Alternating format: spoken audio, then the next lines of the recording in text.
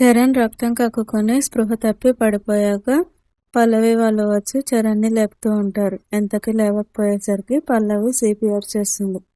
ఆ తర్వాత డాక్టర్ని పిలిపించమని అరుస్తూ ఉంటారు. అప్పుడే డాక్టర్కి ఫోన్ చేస్తారు. చరణ్ అలా స్పృహ తప్పి పడిపోయి ఉండడం చూసి ఆపోజిట్ టీం వాళ్ళు వీడేంట్రా ఆటలో నుంచి వెళ్ళిపోతాడు అనుకుంటే ఏకంగా పైకే పోయేలా ఉన్నాడు అని మాట్లాడుకుంటూ ఉంటారు. ఏం జరిగినా ఇప్పుడు మనమే లీడ్లో ఉన్నాము, వాడు హాస్పిటల్కి వెళ్ళినా ఒకవేళ లేచినా మనమే గెలుస్తామని మాట్లాడుకుంటూ ఉంటారు. అప్పుడే డాక్టర్ అక్కడికి వస్తాడు. డాక్టర్ చెక్ చేసి చరణ్కి స్పృహలోకి వచ్చేలాగా చేస్తాడు.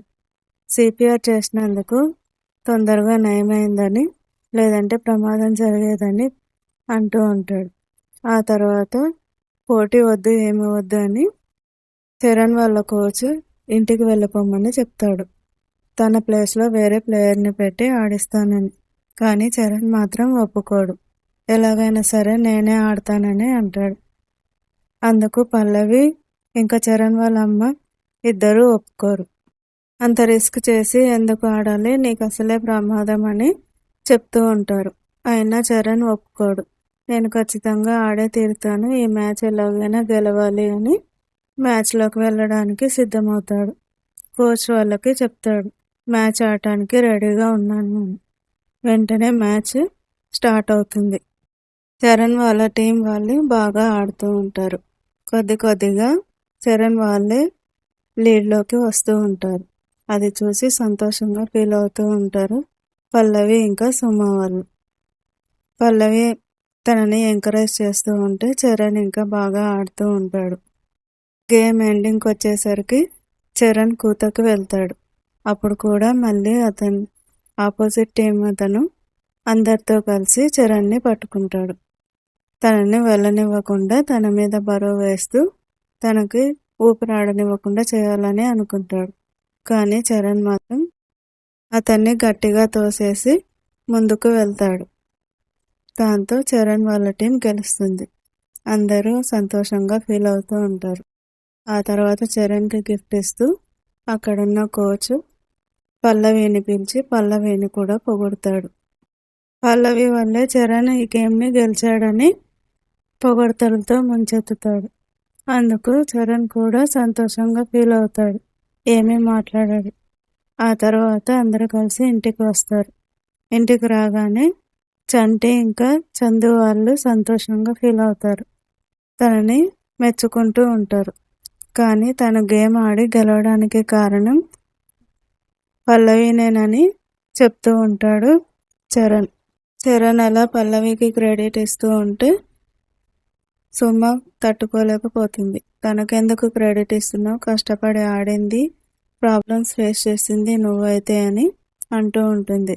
కానీ నేను ఆడినా కూడా నన్ను అలా ఆడేలాగా చేసి నన్ను ప్రోత్సహించి నా మీద నమ్మకం పెట్టుకుంది పల్లవి ఇంకా మా కోచ్ వాళ్ళు.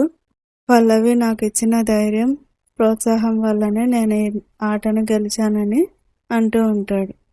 కట్ చేస్తే నెక్స్ట్ సీన్లో చరణ్ దగ్గరికి పల్లవి పరిగెత్తుకుంటూ వచ్చి వెనుక నుంచి హక్ చేసుకుంటుంది. దాంతో షాక్ అవుతాడు చరణ్. ఏంటి ఇలా చేస్తున్నావు అంటే, మీరు గెలిచారు కదా, పైగా ఆ గెలుపుకి కారణం నేనే అని చెప్పారు, ఆ సంతోషంలో గిఫ్ట్ అని అంటూ ఉంటుంది. గిఫ్ట్ అనేది ఇవ్వాలి, తీసుకోకూడదు అని, నీ అంతట నువ్వు తీసుకుంటే అది గిఫ్ట్ ఎలా అవుతుంది అని అంటూ ఉంటాడు. అయితే మీరే ఇవ్వండి అంటూ చేతులు చాపుతుంది పల్లవి. ఇలాంటివన్నీ నా దగ్గర కాదు అంటూ తనని ఆపుతూ ఉంటాడు. ఆ తర్వాత నీకేం కావాలో చెప్పు, నీ వల్లే నేను గెలిచాను, ఏది అడిగినా ఇస్తాను, కానీ హగ్గులు లాంటివి కాదు అని అంటూ ఉంటాడు.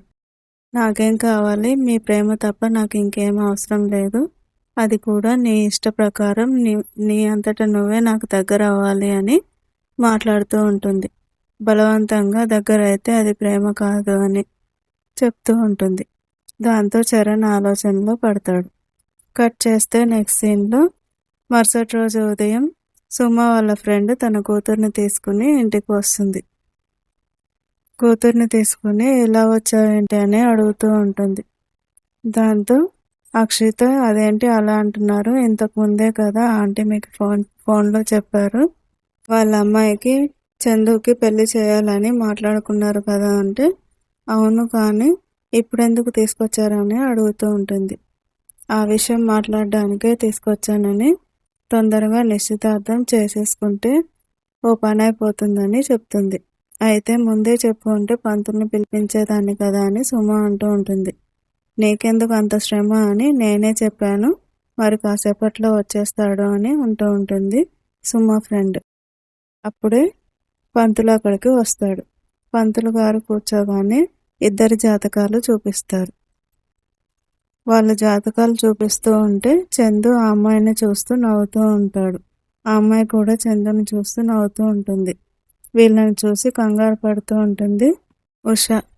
ఉష అలా కంగారు పడటం, పెళ్లి ఫిక్స్ చేయాలని పెళ్లి ముహూర్తాలు చూస్తూ ఉండడం చూసి పల్లవి టెన్షన్ పడుతూ ఉంటుంది.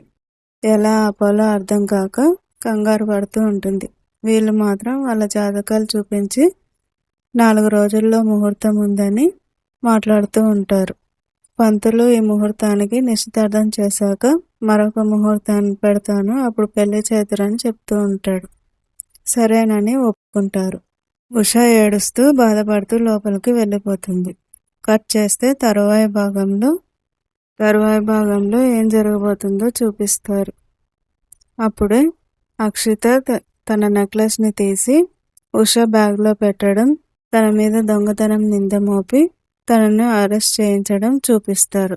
తనను ఎలాగైనా ఇంట్లో నుంచి వెళ్ళగొట్టి చందుకి పెళ్లి చేయాలని ప్లాన్ చేసి ఉంటుంది అక్షిత, పల్లవి మీద గెలవడానికి.